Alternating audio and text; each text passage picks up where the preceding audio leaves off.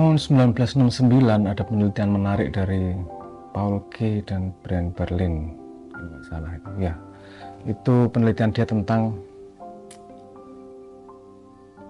nama warna yang tumbuh di kultur yang berbeda. Menariknya adalah urutan nama warna itu sama semua. Jadi ada yang baru kenal 3 warna. Kalau culture-nya itu kenal 3 warna, pasti ya hitam, putih, merah. Kalau tambah 1 ya yellow, tambah 1 lagi ya hijau, tambah 1 lagi ya biru. Nah, jadi urutannya di semua culture itu mirip.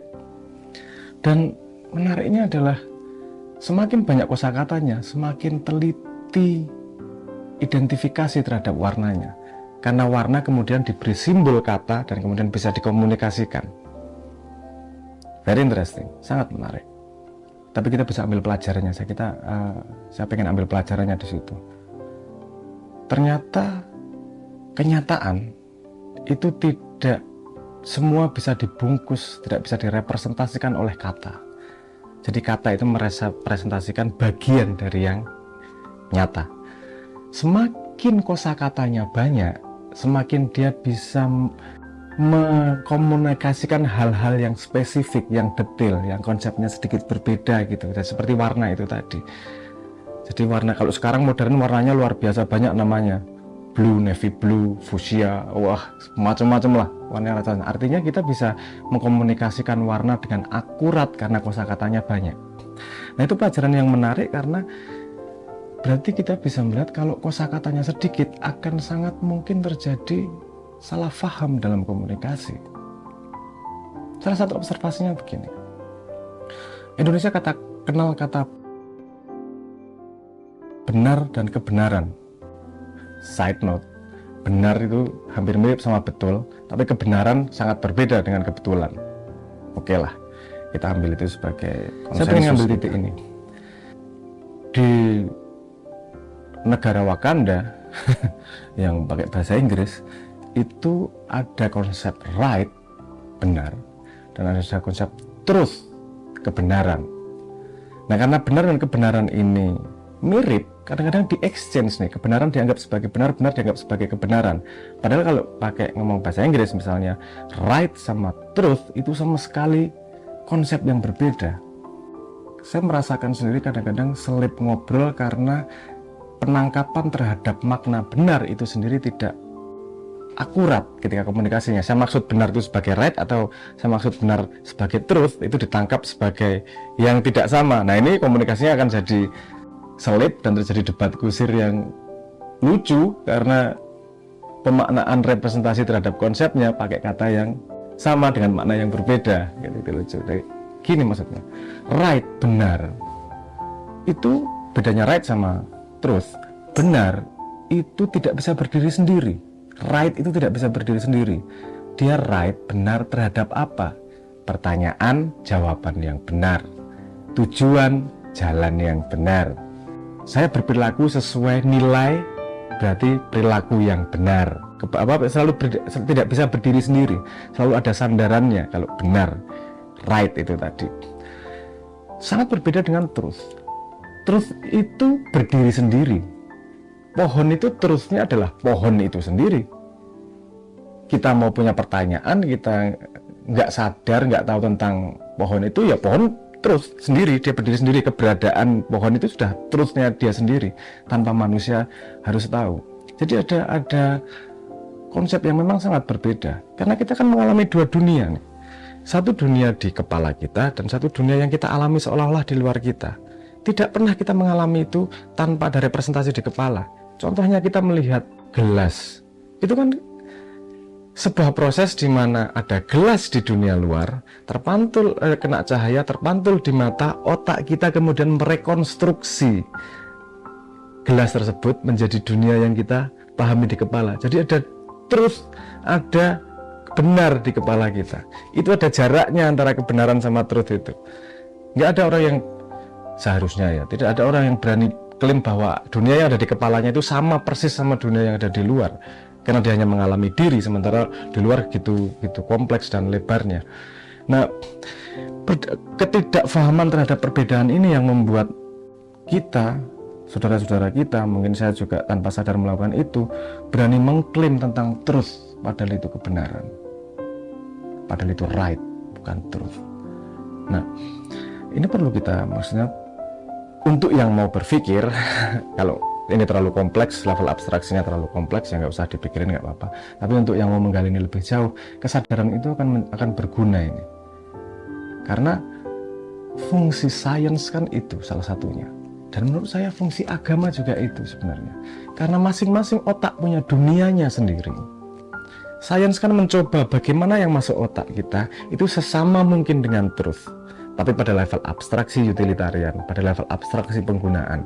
Kalau kita tahu rumus, artinya kita tahu cara kerja truth, benar atau enggak. Yang dibenarkan bukan truth loh, yang dibenarkan adalah hipotesis yang ada di kepala kita.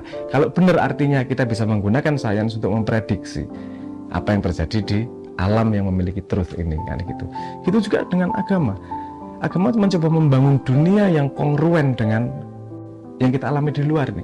Dunia di kepala yang sesama mungkin dengan di dunia yang di luar. Karena semakin sama, kita semakin inline, semakin menyatu, semakin terserap. Kita ikut peraturan yang sama dengan yang di luar, karena dunia di kepala kita sama dengan dunia yang kita alami, yang di luar ini, yang truth itu tadi. Tapi kualitas orang untuk mau mengubah dunia dalam kepalanya, walaupun mengalami pengalaman bahwa dunia di kepalanya itu salah dan dia harus mengubahnya, itu kualitas manusia untuk mau mengubah dunia di kepalanya itu nggak banyak. Sampai ada kalimat kok, kualitas orang itu salah satu kualitas yang tinggi dari manusia adalah ketika dia mampu mengubah dunia di kepalanya atau mengubah opininya ketika mendapatkan fakta baru. Nah, kadang-kadang fakta baru itu malah ditolak sama dia karena ketakutan mengubah dunia di kepalanya. Sudah dibangun sedemikian rupa, ada data baru, konsep baru, runtuh, eman-eman, sayang. Menurut saya itu bukan langkah yang efisien untuk menjalani hidup, bukan langkah yang efektif untuk menjalani hidup. Karena sepemahaman saya, semakin dunia yang kita bangun di kepala semakin sama dengan truth dunia yang memang sudah digelarkan ini, semakin kita efektif hidup karena bisa memprediksi, membuat decision yang tepat dan seterusnya. By the way, semua orang juga melakukan prediksi, jangan salah. Kalau kamu ditimpuk orang, ditimpuk pakai batu, kamu kan langsung gini, artinya kamu punya prediksi bahwa batunya akan sampai kepalamu sehingga kamu melindungi kepala. Bedanya adalah seberapa jauh kamu bisa prediksi ke depan, bisa punya kira-kira ke depan seberapa. Standarnya kita mungkin punya beberapa detik ke depan terhadap pola-pola yang memang sudah kita alami sebelumnya. Misalnya ditimpuk batu, langsung melindungi kepala, refleks, karena kita tahu perilaku batu dan gravitasi seperti apa. Tapi ada juga yang bisa melihat sampai 1 bulan ke depan. Bukan dunia sebenarnya ya, tapi dunia di kepalanya. Semakin kongruen dunia di kepalanya, dia semakin tepat melihat bulan ke depan atau 1 tahun ke depan, bahkan sampai ribuan kalau tingkat nabi lah. Dan tanda petik seperti itu. Nah, makanya penting menurut saya untuk ngecek terus nih. Itu gunanya pengalaman, untuk ngecek apakah ilmu yang masuk kepala kita benar-benar sesuai nih sama yang di luar. Karena pengalaman kalau tidak sesuai, pasti akan terjadi ekspektasi yang tidak manifest. Misalnya terjadi kekecewaan, terjadi kecelik dan seterusnya. Itu karena prediksi di kepala kita tidak sesuai dengan alam tersebut. Ada yang bisa diprediksi, ada yang tidak. Tapi strive, keinginan untuk terus menyerah, kesadaran menyerah bahwa satu-satunya kenyataan yang ada adalah kenyataan yang diciptakan Tuhan dan kita di dalamnya. Kita hanya bisa membuat yang dunia di kepala kita sekongruan mungkin dengan dunia itu, adalah salah satu strive yang menurut saya penting untuk kita lakukan terus. Contohnya banyak kok. Apa yang kita alami dan apa dunia yang kita alami dan dunia yang dibangun di kepala. Contohnya gini, sederhana nih. Saya ngelempar korek ke sana. Ketika korek sampai sini ini kita melihat bersama. Tapi ketika korek kita tutupan tangan, kamu nggak ngelihat kenyataan itu. Yang ada adalah dunia di kepalamu membangun konsep bahwa korek itu sebenarnya terus berjalan melewati belakang tangan. Konsep of continuity itu namanya. Terus kemudian diteruskan jadi melihat alam lagi. Nah, kadang-kadang kita tidak teliti mana yang kita lihat alam, mana yang alam di kepala kita, mana yang kita lihat di alam, mana yang kita pengalaman di kepala kita. Nah, pengalaman real dan pengalaman kepala ini semakin bisa membedakan kita, semakin bisa mengetahui seberapa jauh jarak kita dengan truth. Karena right di kepala belum tentu segaris dengan truth. Saya tidak mengklaim bahwa saya lebih tahu truth, tapi menurut saya pelajaran ini bisa dipakai siapa saja. Mari kita menyadari bahwa otak kita tidak sempurna.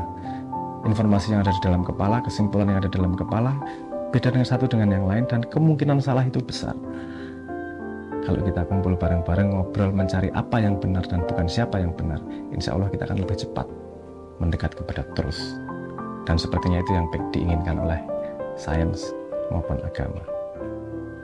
Gak usah diributkan. Ayo, jalan bareng. Matur.